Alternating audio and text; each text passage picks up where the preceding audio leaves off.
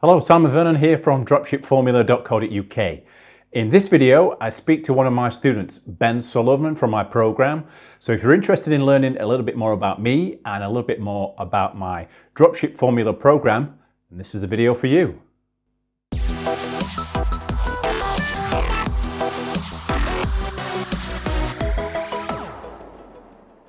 Okay, so as I said, this is a video I did last year, 2019, November time.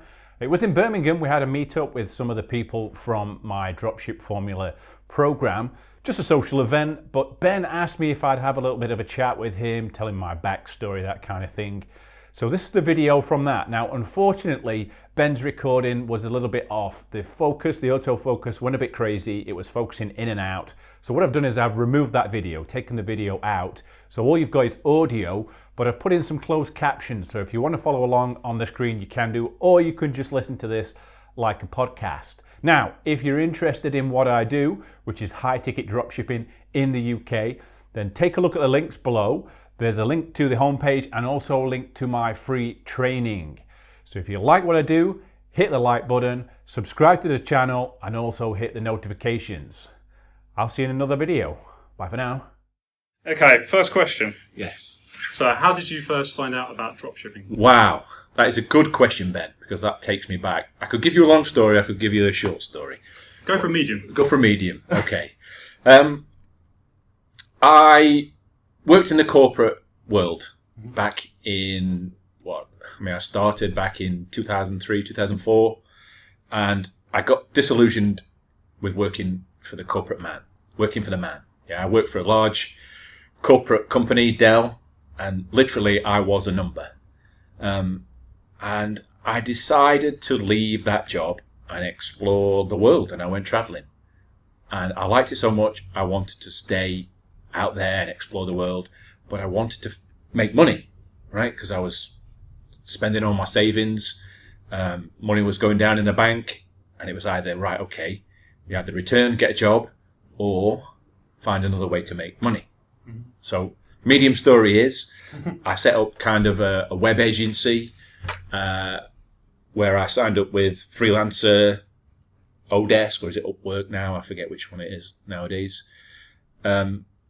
And I used to get work on these platforms and then outsource it to other freelancers and make money by managing projects, which led me to realize that I'd created my old job. Because in the corporate world, I did project management, implementing systems, putting systems in place. So I thought, well, this is not right for me. There must be a better way, a more passive way to make money online. And I started to search, and I thought, well, I don't want inventory. You know, I don't want to have staff, because that's what I had. I had staff, people working for me. I want something that allows me to be able to walk away and take a holiday. And I found dropshipping. That's how I first came across it, the business model of dropshipping, right? Not because that's all it is. It's a fulfillment model, right? Dropshipping in its purest form. You get a customer, you sell that customer a product, and you ask your supplier to deliver that product, and you never touch it. Mm-hmm. I thought that's perfect for me. That's what I want. I don't want anything where I have to handle stock. I don't want staff. I want to be able to manage this in a different time zone. So I learned about the model, started researching, and I came across a course in America called Dropship Lifestyle. Right, quite a big course, successful course, and through that course, I started on my path to learning dropshipping, you know, as to what it's become today. Is that medium? Yeah. Good. So how many stores did you have before you found the store that gave you success? How many failures did I have? Yeah. A lifetime full. Store-wise, dropshipping-wise, 2 failures before I found some success, right? I've been speaking about this today in the meetup. Craig was talking to me about it, right? Mm-hmm.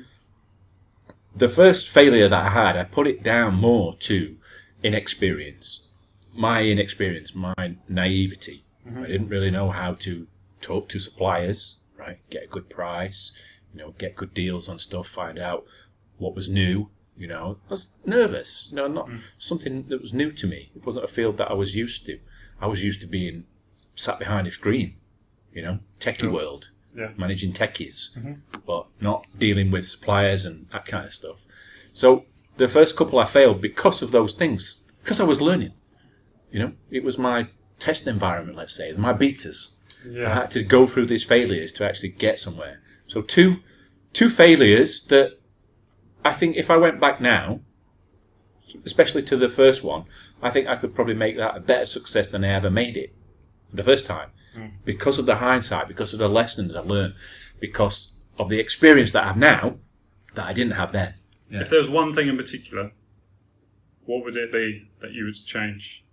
My attitude to failure. Yeah. I thought you would say that. My attitude to failure. Yeah. Because that was something that I'd not really experienced all that much. Okay, I've had failures. We all make mistakes in life, right? We all do things wrong. But in a business aspect, you're always cushioned by it. You're always in a safe place if you mess up in a workplace because you always have someone above you. Unless you're at the top of the chain, right? Someone else is going to have to take the flak. Yeah. Okay, you say, I messed up, right? Okay, let's sort it out by doing this, this, and this. But when you're by yourself and you mess up, it seems, or it felt, 10 times worse. It's like, oh man, I really messed up. What am I doing? I don't even want to tell my friends and my family that I've messed this up because they're gonna think, well, why are you working on the internet? Why are you trying to do this kind of stuff, right? So back then, failure was more difficult to take personally. I took it personal, right? Whereas I shouldn't. I don't now. I take failure now as a learning a step because you have to go through those failures before you get any traction. I feel like I'm kind of transitioning at the moment. I'm at that point where I've had those failures and your motivation goes like that. And it's tiring, just going through it. And then you sort of question yourself. You're like, should I be doing this? Should I get a normal job? And I'm slowly getting to that point where it's just like, just keep your head down, just carry on going. Surely something's going to happen. The universe works in a very funny way, I find.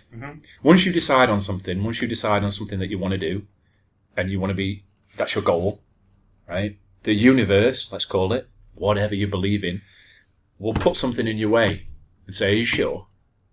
Take every roadblock, take every problem, take every challenge as the world or God or whatever you believe in saying, you sure you want to do that? I'm going to stop you, right? And a lot of people will just think, oh no, okay, I'll turn back. But the trick or the secret is to go navigate those roadblocks. Stop. Look at why you're getting stuck. Look at why you feel like you can't do this. Is it a lack of ability, a lack of experience, a lack of skills? And address that. And once you address that, what's missing, you can get past that stumbling block. And then if it happens again, you're more well-armed on it. Yeah, I totally agree. That seems to be lacking in the forums. You see lots of dropshipping forums, and then they get to that first roadblock, and instead of trying to get around the roadblock, they just say, oh, dropshipping's saturated, which doesn't even make any sense. Yeah. And they say, it just can't be done. Can't be done in the UK. We hear that one a lot, don't we? And it's not just dropshipping, it's life in general, isn't it? Not just the dropshipping that you have to think about these issues, Just had this conversation with Craig again. If you think about anything that you might want to learn or try, let's say you want to go fishing. You don't just put the fishing line out, don't catch anything, think, okay, I'll go home now, I can't do this. No, right? You try again. You try different techniques or different equipment or different baits or whatever until you get a bite, until you get a catch, until you get a fish. Great, then what? Right? And it's the same sort of thing. You just don't, you won't think David Beckham's going to get a football, start kicking it around and, I've missed, I've messed up, I best give up now and go home. No. If you ever read anything about David Beckham, you'll see that he was the one there after hours, practicing free kicks, practicing curling the ball, practicing with his left foot. Yeah. And it's the same in business and the business model that we're in, dropshipping. It's the same. Just keep doing it. Keep doing it until you get good at it. Start of everything, you're going to suck. You're going to be not that great at it. Okay. So you had a successful store. You were doing quite well. Yeah. And then you decided to start teaching and create a course. What made you want to go over to teaching and leave the store? More of a natural progression, Ben. For me, personally. Dropshipping has such a low barrier to entry. When I say that is, it doesn't take a great deal of money, equity, right? You don't have to hold stock, right? You're not buying inventory, and you're not keeping a load of the stock. You're not renting a shop. There's no electricity and gas. So it's got a low barrier to entry. A lot of people can enter into it, and it's becoming very popular with the likes of Shopify. So for me, personally, dropshipping was always a kind of a stepping stone to something else, something bigger, that had a bigger and more difficult entry point. Right. And this goes back to when my personal past, hopefully that doesn't interfere too much with the mic. Back in 1999-2000, I had a job teaching, not in school, not in mainstream education, but private. So I worked for a private IT company in my hometown, and I was teaching basic computers, Word, Excel, Access, PowerPoint, that kind of stuff, you know. And I loved it. It was something that came naturally to me, and it was something that I really enjoyed at the time. I mean, not working for another company doing it, but the actual process of me taking in information that's complex, that's difficult, processing it, putting it down in a more palatable way, and presenting that to other people, I thought was great. I thought, this is not difficult for me. I can do this really well. So after getting involved in dropshipping, having some success, having further success, and getting to a point where, right, okay, what do I want to do next? I thought, let's get back into teaching. Because I did coaching as well, so this is something I've missed out. On my journey through dropshipping, I actually was a coach for Dropship Lifestyle. So I coached a lot of members. I taught a lot of members. Coached me a few times. Coached you a few times and others. But the process of coaching is not the best way to learn. This is what I learned when I was an IT teacher back in 2000. You know, we had people come in once a week for half an hour or an hour. And same with yourself, half an hour coaching. It's not enough to learn something that's complex. Half an hour here, right? And these people will come in every week. So they come for half an hour or an hour, and then they wouldn't come again till the next week. And it was like they'd spend the first quarter of that next week trying to remember what they did the previous week. And the same happened with the coaching. I had these people coming from the UK. I was trying to help them, but it was so difficult in such a short space of time. So after I figured things out, after I found out that, yes, this can be done in the UK. Okay, it can't be done the same way as these American courses are teaching, right? Maybe I'll go back to what I was doing before. Another story is, when I was, I can't remember what age I was, probably 27, no, maybe I was in my early 30s. A friend of the family interviewed me for their dissertation, and they were doing about career progression, And in that interview, it always strikes me as that I said in that interview, it just came out, that I loved teaching. I loved the pedology, you know, the whole art of taking information in and passing it on. And in the future, I want to get back to it. That was something that I said, and that was my 100% authentic self saying that. Right. So that's always been there since way back, Yeah. right? 19 years ago or thereabouts. I've always wanted to get back to that original thing that I did. So for me, it's like I said at the start, it's a natural progression for me to get into something that I am passionate about. Yeah. And be able to take in a complex subject like dropshipping and traffic and stuff, reframe that, put that into a constructive and more palatable way, and pass that on to people. And that is what I wake up for every day now. That goal, being able to make that a success, gives me a better feeling than actually building a store. Yeah, I enjoyed the store building, and it was great building that. But for me, my personal goal now is to help others realize their potential. Because it's not just about business, is it? It's not just about dropshipping. But realise their potential. Realise that failure is not a bad thing. And realise that success can be difficult, but it's achievable for everybody. Especially now. Think about this country that we live in, the UK. All right, we've got Brexit looming. We've got all these fears that are being thrown at us, right? So what? Ignore the noise. We live in a country of immense opportunity, right? There's a lot of people that would love to live in this country and have the same opportunities as us. So living in this country, we've got all these opportunities in front of us. Why are you not taking them? Why are you not taking advantage of all these opportunities that you've got and making it work? And I want to show people that it can be done. Yeah. Rather than, I don't know, thinking about going on the rock and roll, as they just call it. The dole. Benefits, Yeah. sorry. When I was a technical lead in my old job for Dell, you know, we used to say, you know, you can generally teach a chimp IT skills, but the job of supporting, because that's what it was, IT support, right? Implementation, is human.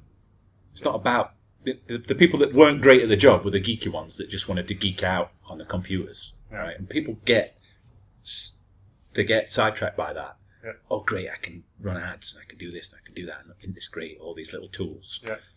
That's the easy part, learning the tools. The difficult part is getting over yourself, and believing in yourself, and pushing yourself, and getting up every morning, and getting past failures and stuff like that. Sure. And that's the bit that excites me more than anything. I'm getting excited about it now. You should probably tell. Yeah, I can see it. Yeah. So, Si, could you go into detail about your course DSF and just tell us what it covers? It takes anyone. When I say anyone, I mean anyone with no experience. So the course itself is designed for anyone that wishes to build a drop shipping business in the UK, because it's UK specific, right? Without any prior knowledge of marketing or traffic. And I've designed it in a way that takes you through a path from start to finish, from not having a niche, so not knowing what products or what area of products you want to sell something in, to building a store, to contacting suppliers, getting suppliers on board, real UK suppliers, we're not talking about anything to do with China here, and being able to run advertising and start and make sales. So that's kind of the journey path, right? It's split up into 8 modules, plus some bonus modules of other content as well that I've got.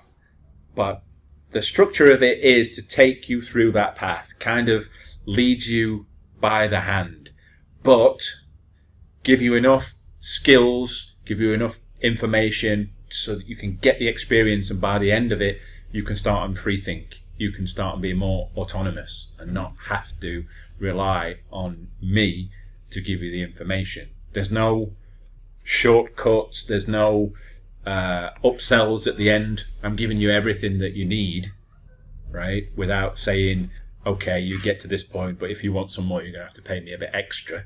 Okay, well, yeah, we'll do some advanced stuff, but the essence of the course is no experience in marketing, working online, selling, all those kind of things, and I'll take you through the whole shebang. And we've got 2 more modules left coming out, right? Yes. What, could you go through the modules briefly? Yeah, module 1 is the finding your niche. Yep. So, you know, a niche being a subset of a general market. You know, we're not looking to be the next Amazon, right? We're not looking to sell everything across every product category. Yep. We're looking to find a specific category where we can specialize, become an authority. Chandeliers, for example. That's in the course. Yes, Ben. You know, sell that one type of product, be the one-stop shop, be the place where, okay, if I want a chandelier, I'm going to buy it from a chandelier specialist. So I'm going to go to chandeliersboutique.co.uk and buy my chandelier, because they sell chandeliers, so they must be the authority of where I get my chandelier. So module 1 does that. Module 2 is kind of building a website, getting you started with building a base website, a dummy website, to lead into module 3. Module 3 is finding suppliers, finding UK local suppliers with quality products. None of the cheapo products, none of the China kind of stuff, Alibaba. No, we don't do that. No selling on other marketplaces, eBay, Amazon. We're building our own store. So module 2 is building that store to take to suppliers and say, look, I want to sell your products. This is my website. This is how your products might look, right? Give them a bit of an impression of your website and you as a retailer, because that's what you're going to be. You're going to be a retailer, and present yourself professionally in a way that makes them think, yeah, okay, I can work with you and create a relationship. Then we go on to module 4, which is, making the site a lot better, optimizing a few things, making the site look more like a real retail website. 5, optimization, so how to plug in other things like email for remarketing, how to build trust, how to get people to buy from you. And then modules 6, 7 are more about traffic, so how to run advertising, real targeted advertising, not Facebook ads, Google ads, Bing ads, that kind of stuff. And then the final module 8 is how to get more traffic, how to use other sources apart from paid traffic, other sources of paid traffic that we can use. As I say, from start to finish, all those things. Yeah. What I've found with the course is, especially is it module 6, 7, we haven't got to 7 yet, have we? At 6, it starts to bring so much information. There's like so much stuff. So all the other stuff, I guess, was covered in the previous course I was doing. So there's bits and bobs that I kind of knew, and there's like elements I kind of understood. But the bit when it gets into marketing, that's where it gets really heavy, and it's taken me I have to keep on going through videos because there's so much information in there. I can't retain it all. I've got to keep on going back, and I'll be like, okay, what was that bit again? And I'll go back, and I'm just trying to get it all into my store. Of course. Yeah, there's a learning element, right? Learning new skills, but then you've got to put them into practice, haven't you? Otherwise, they might not solidify and those things. So yeah, it takes some time, and I do take you into some advanced stuff. I should probably, vouch for yourself. Some of it can be heavy, but hopefully, I've done my job right and I've broken it down enough, and structured it in enough way that it's more palatable. Oh, definitely, yeah. Yeah, good.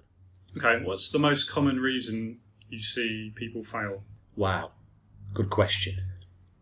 The most common reason probably leads back to what I said, right? Failure, right? Failure is one, the fear of failure.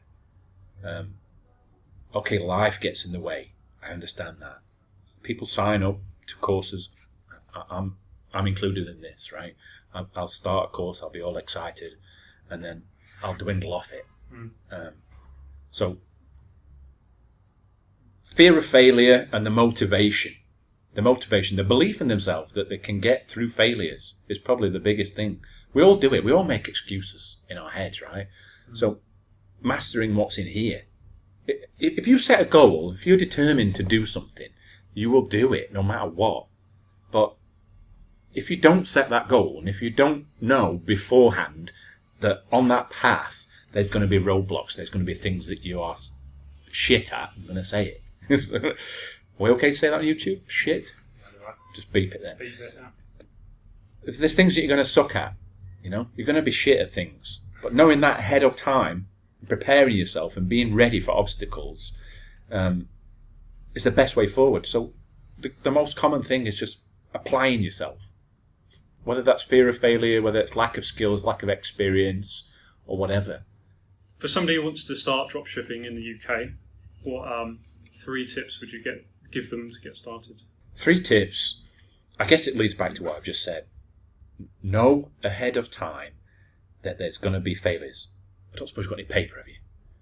It's just easy to illustrate. What I want to illustrate, I'll show this to the camera in a second, is a little bit of a graph. Right, so if we call this success and we call this time, right? So we've got a graph. Time, success.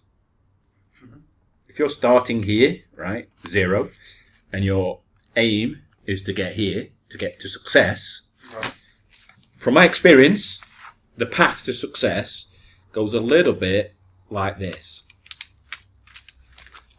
Hopefully you can see that, right? So for a long time, you are going to see little success. That's just the way it works, right?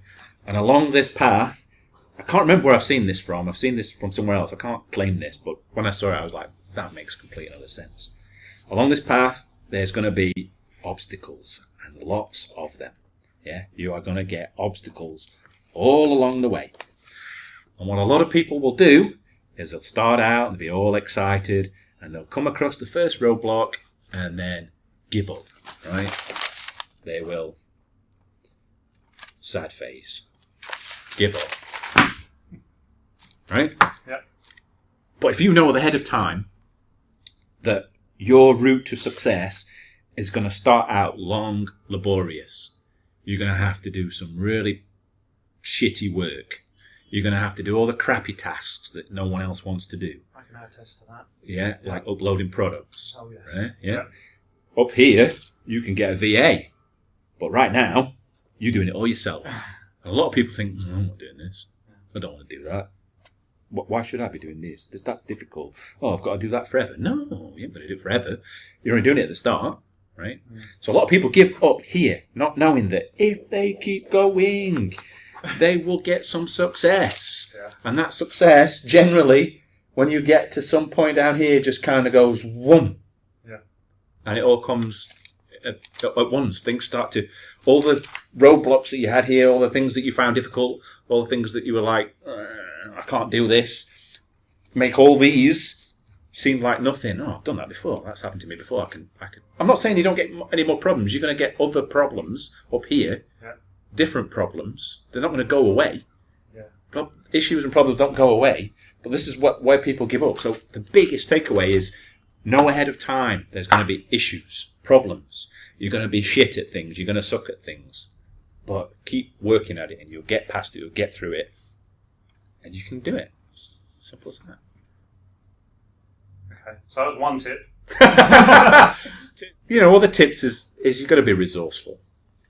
You've got to be resourceful. A lot of people just jump into Facebook groups or jump in and ask the most mundane basics of questions that, you could just go to Google and type it in and find out.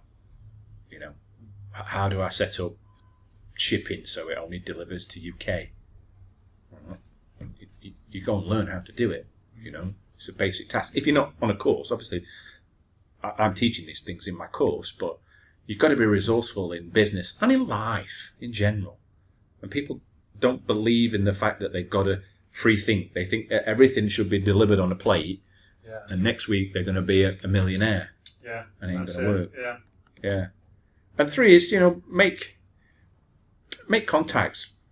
Get around people. That's the whole point of me doing this meetup today, is for me to meet people that are interested in what I've been through. And I've said to you before, I ain't no guru. I'm not a guru. To get a t-shirt, right? I'm not a guru. I can't remember seeing that either. Maybe that's a Russell Brunson thing. I'm just in front of you. I'm just ahead of you. I've just got experience in this one thing more than you.